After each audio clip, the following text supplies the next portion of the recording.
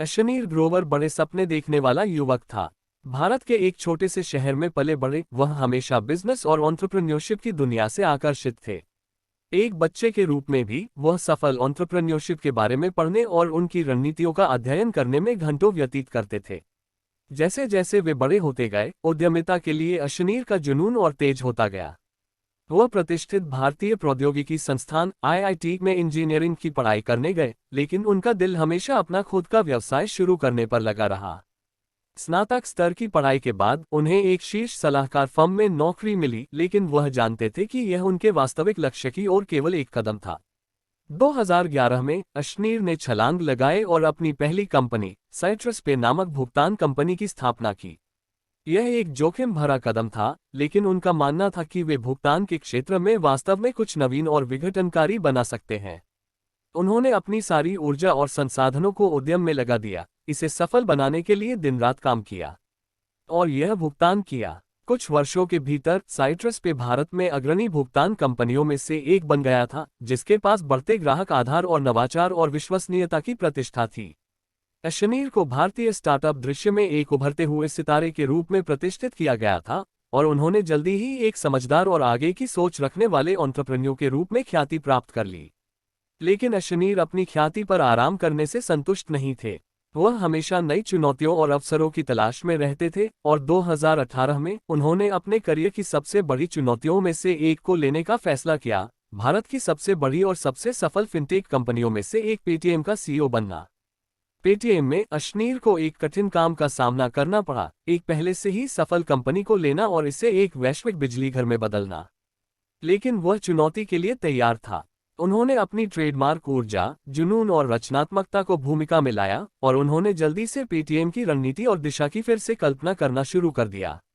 अशनीर के नेतृत्व में पेटीएम दुनिया की सबसे मूल्यवान फिनटेक कंपनियों में से एक बनकर फलना फूलना और विस्तार करना जारी रखा है। अशनीर टेक उद्योग में एक सम्मानित और प्रशंसित व्यक्ति बन गए हैं, जो अपनी दूरदर्शी सोच और अपने विचारों पर अमल करने की क्षमता के लिए जाने जाते हैं। उन्हें हमेशा वित्त में रुचि थी और उन्होंने अपने करियर का अधिकांश समय बैंकिंग और वित्त में बिताया था। हालांकि वह कुछ और करना चाहते थे, कुछ ऐसा जो लोगों के वित्त के बारे में सोचने के तरीके को बदल दे। इसलिए उन्होंने इस बारे में सोचना शुरू किया कि कैसे वे वित्त को अधिक सुलभ और पारदर्शी बनाने के लिए प्रौद्योगिकी का उपयोग कर सकते हैं। 2015 में अशनीर ने एक बैंक के सीईओ के रूप में अपनी नौकरी छोड़ दी और बैंक बाजार नामक एक नया उद्यम शुरू किया। बैंक बाजार एक डिजिटल प्लेटफॉर्म था जो उपयोगकर्ताओं को क्रेडिट कार्ड, ऋण और बीमा पॉलिसी जैसे वित्तीय उत्पादों की तुलना करने और आवेदन करने की अनुमति देता था।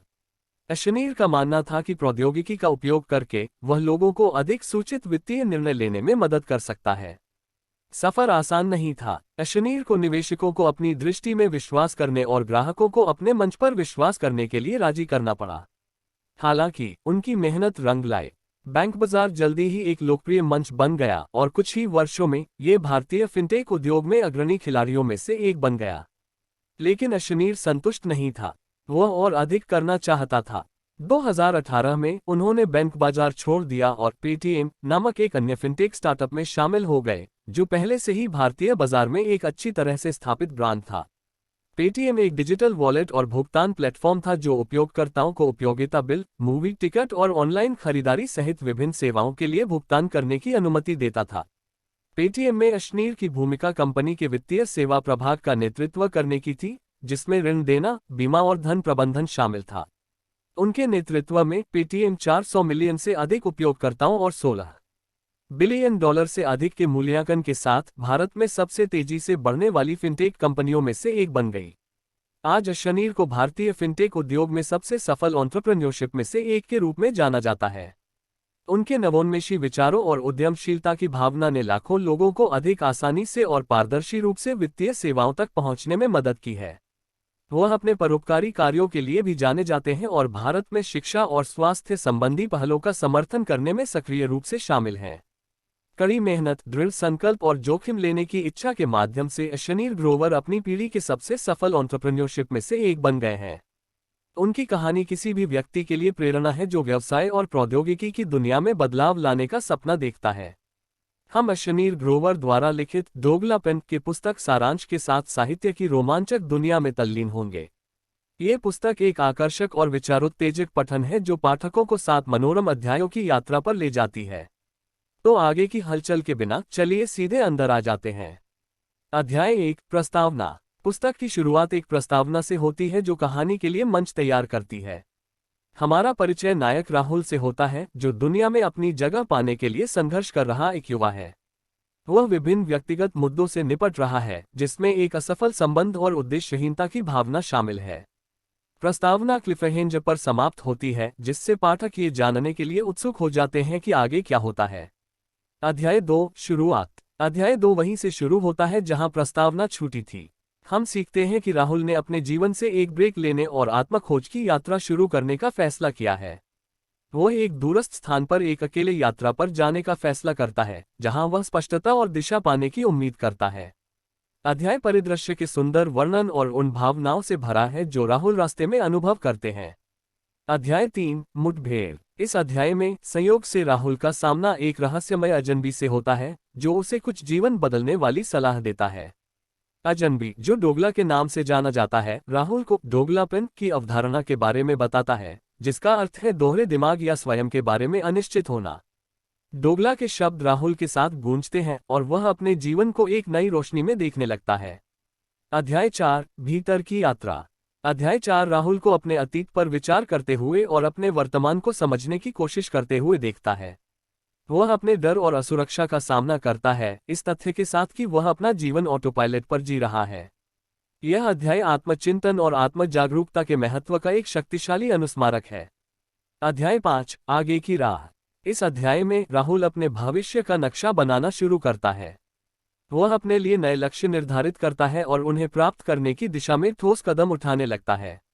यह अध्याय दृढ़ संकल्प और लचीलापन की शक्ति का एक वसीयतनामा है। अध्याय 6, टेस्ट। अध्याय 6 पुस्तक का चरमोत्कर्ष है। राहुल के सामने एक बड़ी चुनौती है जो उसकी नई ताकत और आत्मविश्वास की परीक्षा लेती है। परीक्षण उन चुनौतियों का एक रूपक है जिनका हम सभी जीवन में सामना करते हैं और दृढ़ता और लचीलापन के महत्व को रेखांकित करता है। अध्याय 7, उपसंहार। पुस्तक एक उपसंहार के साथ समाप्त होती है जो सभी ढीले सिरों को जोड़ती है। हम राहुल को बदलते हुए देखते हैं, एक गहन व्यक्तिगत परिवर्तन से गुजरे हैं। उपसंहार एक गहरी संतोषजनक पुस्तक के लिए एक संतोषजनक निष्कर्ष है। अंत में, डोगलापन किसी भी व्यक्ति के लिए जरूरी है जो अपने जीवन में दिशा और अर्थ खोजने की तलाश में है। पुस्तक एक शक्तिशाली अनुस्मारक है कि हम सभी के पास हमारे जीवन को बदलने की शक्ति है और यहाँ तक कि सबसे छोटे कदमों से भी गहरा परिवर्तन हो सकता है। तो आगे बढ़ें और आज ही डोगलापन की एक प्रति प्राप्त करें, आपको इसका पछतावा नहीं होगा। अशनीर ग्रोवर के बारे में रोचक तथ्य। अशनेर ने पंजाब इंजीनियरिंग कॉलेज से इलेक्ट्रिकल इंजीनियरिंग में डिग्री ली है और IIM अहमदाबाद से MBA किया है। बैंक बाजार शुरू करने से पहले अशनीर ने सिटी बैंक, ICICI बैंक और येस बैंक जैसी कंपनियों के लिए काम किया। अशनीर को फोर्ब्स इंडिया की 30 अंडर 30 सूची और इकोनॉमिक टाइम्स की 40 अंडर 40 सूची में चित्रित किया गया है। 2020 में अशनीर को प्रतिष्ठित फोर्ब्स एशिया की पावर बिजनेस वुमन सूची में सूचीबद्ध किया गया था। अशनीर एक फिटनेस उत्साही हैं और अपने खाली समय में मैराथन दौड़ने का आनंद लेते हैं। अशनीर कार्यस्थल में लैंगिक समानता और विविधता के प्रबल पक्षधर हैं। जिन कंपनियों के लिए उन्होंने काम किया है, उनमें विविधता और समावेशी पहल को बढ़ावा देने में वे सक्रिय रूप से शामिल रहे हैं।